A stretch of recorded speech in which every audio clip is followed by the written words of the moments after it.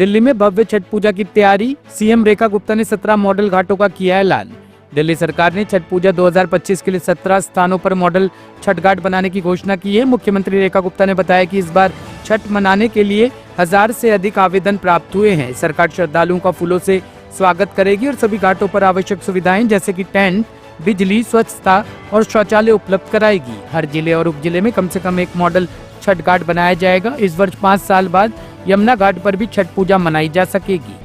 अब लगातार जो छठ की तैयारी दिल्ली सरकार द्वारा की जा रही है, आप सबको मालूम है वर्षों से यमुना जी पे छठ की पूजा सरकार द्वारा बंद कर दी गई थी। सरकार स्वयं से उस पूजा को नहीं कर रही थी, जिसे इस बार हमारी सरकार आने के बाद उस प्रतिबंध को हमने हटाया और हम सरकार की ओर से सभी व्यवस्थाएं देते हुए पल्ला से लेके कालिंदी तक अलग अलग जगहों पे लगभग ऐसे 17 पॉइंट है।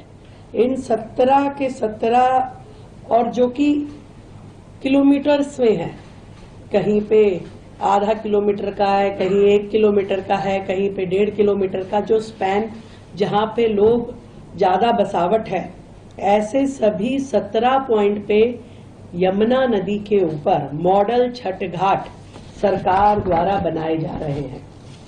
पिछले वर्षों की तुलना में इस बार शहर के अंदर होने वाली छठ पूजा के स्थलों में भी बहुत वृद्धि आने की उम्मीद है। पिछली बार केवल मात्र 929 स्थानों पे छठ के कार्यक्रम हुए थे, परंतु आज अभी तक हमारे पास 1000 से अधिक आवेदन छठ मनाने के लिए, कार्यक्रम करने के लिए समितियों के आवेदन आ चुके हैं। और हम जो 17 घाट यमुना जी पे बनाएंगे, उनके अलावा इन सभी 1000 घाट या जितने भी लास्ट डेट तक हमारे पास आएंगे, उन सब में सारी व्यवस्थाएं सरकार की ओर से देंगे, जिसमें टेंट है, जिसमें बिजली है, स्वच्छता है, शौचालय है, ये सारी व्यवस्थाएं सरकार की ओर से होगी।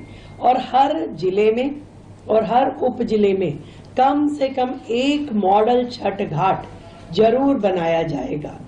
भव्य स्वागत द्वार पूरी दिल्ली में छठ व्रतियों के लिए लगाए जाएंगे, पुष्प से वर्षा की जाएगी और उनका अभिनंदन किया जाएगा।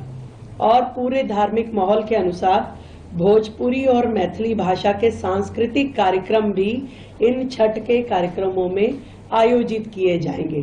तो ये लगभग अभी 200 की संख्या हमारे पास है। ये पहली बार है, इतनी बड़ी संख्या में कभी भी आज तक इस प्रकार के सांस्कृतिक कार्यक्रम छठ आयोजनों में सरकार के द्वारा कभी नहीं किए गए, तो ये पहली बार होगा। अपनी ओर से सुबह जब अर्घ देने के लिए जाते हैं तो सरकार छठ व्रतियों के लिए चाय की व्यवस्था भी रखेगी और पीने का पानी भी। ये दोनों व्यवस्थाएं सरकार की ओर से रहेगी।